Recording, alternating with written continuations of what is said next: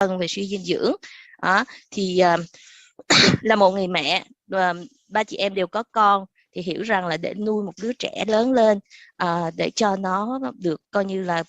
sẵn sàng để có cuộc sống của nó thì rất là khổ cực, đúng không? Và rất là tốn kém nữa, thực sự là rất là tốn kém. Thấy con mình may mắn mà thấy con của nhịp cầu sinh ngữ, mình cũng coi, ba chị em thì cũng coi những bạn trẻ, những đứa con của nhịp cầu sinh ngữ như là con của mình. Thì Đức có may mắn là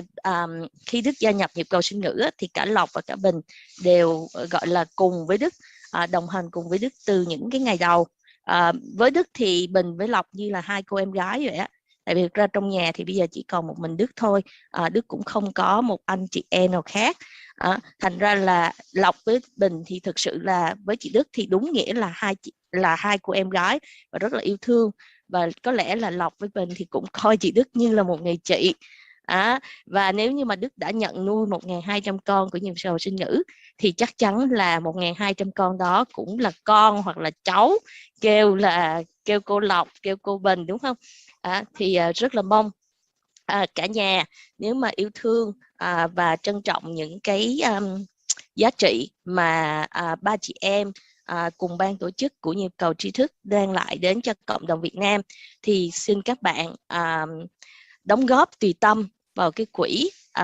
bột dinh dưỡng cao ngũ cốc Vạn Xuân. Bột dinh dưỡng này thực sự Đức tha thiết, bởi vì nó không phải là bột dinh dưỡng bình thường mà nó là một cái thành quả nghiên cứu khoa học của hàng trăm y bác sĩ tại Trung tâm Nghiên cứu và Ứng dụng Vạn Xuân, đã được qua thử nghiệm lâm sàng và chứng minh là sản phẩm này tốt cho vận động viên, tốt cho phụ nữ mang thai, người già, và đặc biệt là chống suy dinh dưỡng và hỗ trợ để chống cái bệnh còi xương ở trẻ em, nhất là trẻ em miền núi ở Việt Nam. Chúng ta làm nghiên cứu khoa học, chúng ta làm nhịp cầu tri thức thì đúng nghĩa là chúng ta làm nghiên cứu khoa học. Thì các bạn thấy không, thực sự là mỗi cái thành quả nghiên cứu mà nếu được đưa ra ứng dụng như kiểu là thành quả của Vạn Xuân thì chúng ta phải hỗ trợ, đúng không ạ? Thì để các nhà khoa học phải tiếp tục có cái gọi là có cái động lực, và họ thấy được sản phẩm họ ra thị trường thì họ mới bỏ công, bỏ tâm, bỏ sức để tiếp tục ra những sản phẩm mới. Thì các bạn thấy thực ra là trong ngành kế toán của mình, Lộc, Bình, thực ra là để có một cái sản phẩm ứng dụng nghiên cứu khoa học lúc mà phải chứng minh lại social impact thì rất là khó. Nhưng mà Trung tâm Nghiên cứu và Ứng dụng Y học cổ truyền Vạn Xuân thì họ đã chứng minh được rồi, họ đã có cái gọi là được công nhận, được Sở Khoa học và Công nghệ Thành phố Hồ Chí Minh công nhận. Bây giờ chỉ vấn đề là đưa ra thị trường như thế nào. Thì Đức nghĩ là cái việc mà nhịp cầu tri thức, gia đình nhịp cầu tri thức của chúng ta hôm nay, chúng ta ủng hộ, chúng ta mua sản phẩm của Vạn Xuân, chúng ta cho con của nhịp cầu sinh ngữ, nó đáp ứng rất là nhiều cái yếu tố nhân văn. Thứ nhất là chúng ta ủng hộ cộng đồng các y bác sĩ của Trung tâm Nghiên cứu và Ứng dụng Y học cổ truyền Vạn Xuân, để các bác sĩ tiếp tục có động lực nghiên cứu và bào chế ra nhiều cái sản phẩm chăm sóc sức khỏe khác. Đồng thời là chúng ta cũng là promote cái gọi là cái giá trị nhân văn của nhịp cầu sinh ngữ, là một cái tổ chức giáo dục phi lợi nhuận dạy học miễn phí cho 1.200 con. Và như các mọi người đều biết thì nhịp cầu tri thức và nhịp cầu sinh ngữ là anh em trong một gia đình nhịp cầu, thì chúng ta nương đỡ nhau.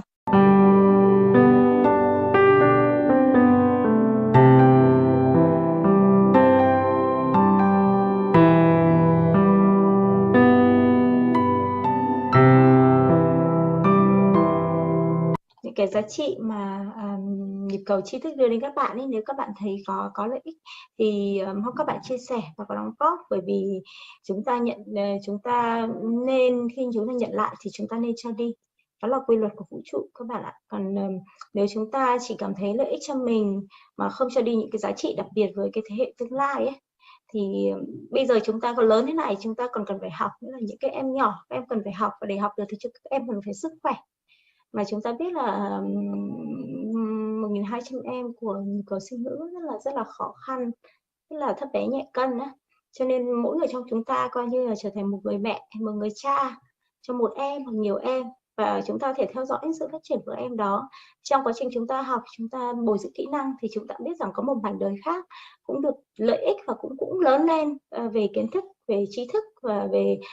sức khỏe, tâm sinh lý giống như chúng ta. Như vậy chúng ta có thể vươn tay ra ngoài bản thân trong gia đình nhỏ của chúng mình, của bản thân mình đến những cái gia đình khác, đưa những tình yêu thương đi xa hơn một chút. Thì hy vọng là những cái giá trị hoặc là những lời mà chị Đức đã nói, hy vọng là chạm được vào tim các bạn. Còn về cá nhân thì mình lúc nào cũng trích tiền lương ra để đóng góp vào gia đình nhịp cầu sinh nữ, nhưng hy vọng rằng là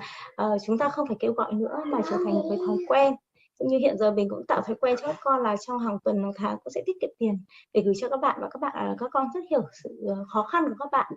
Những cái điều này các bạn cũng có thể nói với các con của mình, bởi vì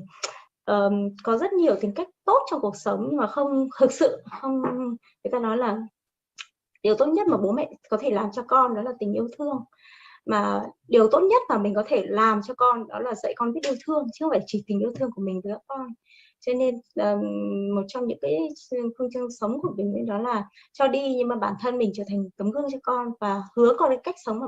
mình đang hướng đến. Vậy ngay từ bé thì các con cũng sẽ học được cách yêu thương. Thì nếu các bạn tham gia thì cũng cho các con mình tham gia học tiếng Anh, tham gia dạy tiếng Anh bằng của cải vật chất hoặc tinh thần, cái gì cũng là quý các bạn ạ.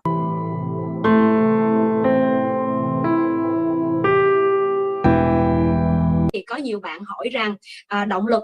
làm sao để duy trì được đam mê và động lực làm nghiên cứu. Thì thật ra có một cái câu nói nó cũng lâu rồi, Lộc không thể nào nhớ chính xác được ai đã là người nói câu nói đó, nhưng mà tạm thời Lộc trích dẫn sơ lược thôi. Nghĩa là khi mà bạn làm một việc gì đó mà nếu bạn chỉ làm điều đó vì lợi ích của bản thân bạn thôi, thì đến một lúc nào đó bạn sẽ đạt được hết những cái mục đích đó và lúc đó bạn sẽ không còn động lực để bạn cố gắng nữa. Nhưng mà đối với bản thân Lộc, khi mà Lộc đã xác định hy sinh rất là nhiều để mà mình theo đuổi cái con đường nghiên cứu học thuật trong 1, 2, 3 năm đầu thì rất là vất vả, các bạn cũng thấy đó.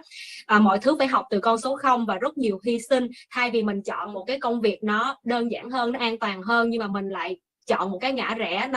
nó rất là nhiều thử thách và nó không mang đến kết quả liền cho mình như vậy. Nhưng mà từ thật tâm thật lòng mình muốn một điều rằng bản thân của Lộc thì từ năm 2012 khi mà mình tốt nghiệp thạc sĩ ở Anh về, thì ngoài cái việc mà mình dạy chuyên ngành marketing bằng tiếng Anh ở các trường đại học, thì cái nghề tay trái buổi tối của mình từ 6 giờ tối đến 9 giờ tối là mình dạy các lớp IELTS. Và sự thật là mình đã bắt đầu cái hành trình làm thiện nguyện từ năm 2012 rồi, vì mình cảm thấy bản thân mình may mắn sinh ra trong một cái gia đình đầy đủ, không phải quá chật vật và khó khăn. Miễn mình định nghĩa nó đầy đủ thì nó đã đầy đủ rồi, chứ thật ra cũng không có một cái thước đo nào để mà đong đếm bao nhiêu là đủ hết. Mình cảm thấy vừa đủ là đã đủ rồi, và mình có những cái yêu cầu căn bản thôi, chứ mình cũng không có yêu cầu những cái gì nó quá xa và nó quá cao. Thì mình cảm thấy rằng mình may mắn, và mình luôn luôn sống với cái tinh thần rằng mình cảm thấy mình may mắn với những điều mình đang có. Tuy rằng thử thách nó vẫn luôn đến với mình từng ngày, và mỗi người đều có những cái câu chuyện rất là căng thẳng trong sự nghiệp khác nhau, nhưng mà có điều nó là những cái câu chuyện mọi người không kể ra thôi, chứ không phải là mọi người thấy Lộc hay chị Bình hay chị Đức ngồi đây có đủ kiến thức để trả lời cho mọi người thì mọi người bảo rằng ba chị này rất là may mắn, được sinh ra rất là thông minh và hiểu biết rất là rộng. Sự thật tất cả mỗi cá nhân đều phải xuất phát từ một con số 0 hết, và bằng cái nghị lực của mình, bằng cái sự kiên trì của mình vượt qua và mình cố gắng đạt được một cái điều mình mong muốn. Nhưng mà cái tâm nguyện của Lộc từ năm 2012 khi mà Lộc khởi nghiệp và đến bây giờ là cũng đã gần 10 năm, thì trong suốt 10 năm qua thì cái việc dạy IELTS của Lộc á, là để chủ yếu là dành cho cái việc gây quỹ để giúp đỡ những bạn học sinh viên nghèo mồ côi, và những người đã và đang nhận được tiền mà Lộc hỗ trợ mỗi tháng thì đều có thể gọi là xác minh được lời Lộc nói. Vì mình làm việc với những bạn rất là uy tín, và cụ thể là những bạn phóng viên là cầu nối để mình biết được những cái trường hợp này. Và khi mà mình luôn luôn tin vào những cái nhân duyên và luôn luôn tin vào những cái nhân quả, khi mà bạn đã thật tâm thật lòng muốn làm một điều gì đó thì kiểu gì kiểu cuộc đời cũng sẽ mang đến những cái nhân duyên để bạn gặp được những người mà có thể cùng chung tay với bạn để làm những cái điều đó nó tốt đẹp hơn, nó lớn hơn và giúp cho nhiều người hơn. Thì từ cái nhân duyên nó rất là tình cờ thôi, bắt đầu từ tháng 4 năm 2020 thì Lộc biết được chị Đức cũng qua một cái bài đăng rất là tình cờ thôi. Đấy, thì sau đó cũng dành thời gian để mà tìm hiểu về công việc mà chị đang làm cũng như là những cái hoạt động thiện nguyện và chị theo đuổi. Thì sự thật nó đúng như những gì ước mơ mà mình đã thầm mong ước rất là lâu. Mình mong rằng không phải là mình bản thân mình, dù bây giờ mình cố gắng mình đóng góp nhiều hơn đi chăng nữa, giả sử bây giờ 10 triệu hay 15 20 triệu cũng chỉ là một cá nhân thôi, thì con số nó sẽ không thể nào lớn hơn bằng cộng đồng chỉ là mỗi người ví dụ 50.000 hoặc 100.000, nhưng mà thật nhiều người mình đóng góp. Và ở đây mình cũng hiểu rằng là nhiều bạn cũng có những cái hoàn cảnh rất là khó khăn, nhưng mà dù sao thì dù các bạn cũng là những người đã trưởng thành, cũng có khả năng đi làm thêm nếu là các bạn sinh viên, hoặc đều là những bạn đã có bằng đại học hoặc thạc sĩ, hoặc thậm chí là đang học tiến sĩ, đều là những bạn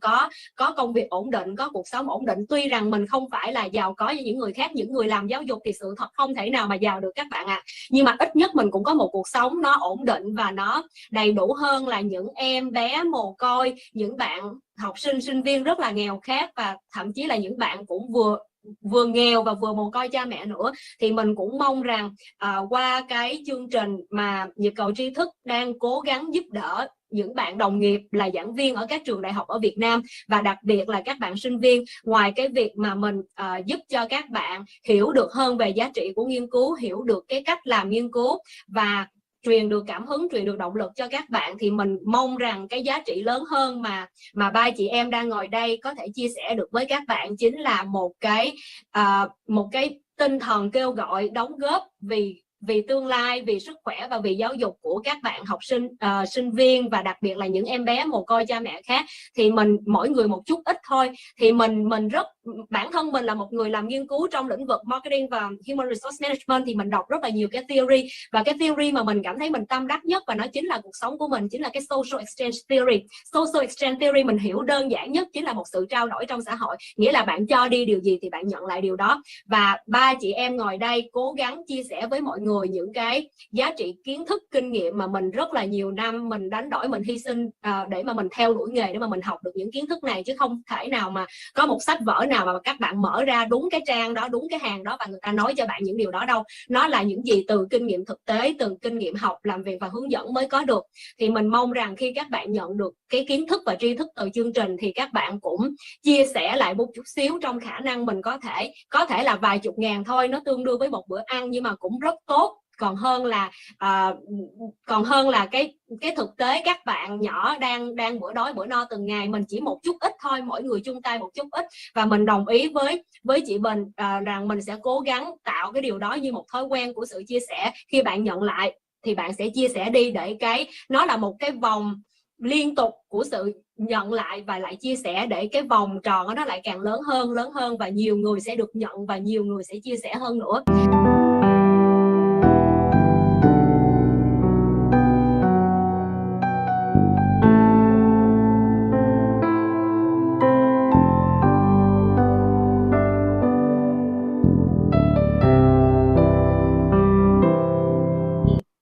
Nói thật với Đức là ở thành phố Hồ Chí Minh đang ngồi với em này, tiếng xe cấp cứu liên tục. Cô nói thật là cả tuần nay cứ đêm nào cũng thức giấc mà cô hoang mang lắm, cô căng thẳng lắm. Nhưng mà rõ ràng với một cái tâm thế mà mình đang ở trong cái thành phố mà nó có những cái trạng thái giống như cái bài hát Sài Gòn của tôi ấy, lúc nãy mà kết thúc trong cái clip ấy, là Sài Gòn đang ốm, đang bệnh tật, nhưng mà cái chương trình của bọn em nó không làm cho cái tâm trạng của cô nó quá là hoang mang nữa, mà nó lại chuyển sang một cái hướng khác, đó là cái hướng tích cực. Thì cô nghĩ là nó không phải chỉ lan tỏa về mặt trí tuệ mà trí thức, mà nó lan tỏa cho cộng đồng. Dù trong hoàn cảnh nào, dù khó khăn thì người ta vẫn có thể lao động, người ta vẫn có thể học tập, và người ta cũng vẫn có chia sẻ. Thì thực ra là cái cái ban đầu mà Đức nói là bọn em vào chậm cho nên là chiếu cái clip mà lúc nãy chiếu lại đấy, thì nó không phải chỉ là một cái chương trình giảng dạy tiếng Anh cho các bé nữa, mà nó còn tham gia vào quá nhiều các cái chuỗi dự án để làm sao mà có được tài chính, cứ cái dự án nọ lại hỗ trợ dự án kia, mà tất cả những người tham gia bao gồm các nhà khoa học, các thầy cô giáo, các doanh nhân, các bạn thanh niên, thiếu niên đều có thể tham dự được bằng tài chính, bằng cái tinh thần, bằng sức lực. Thì cô nghĩ đấy là thành công của các em, và đấy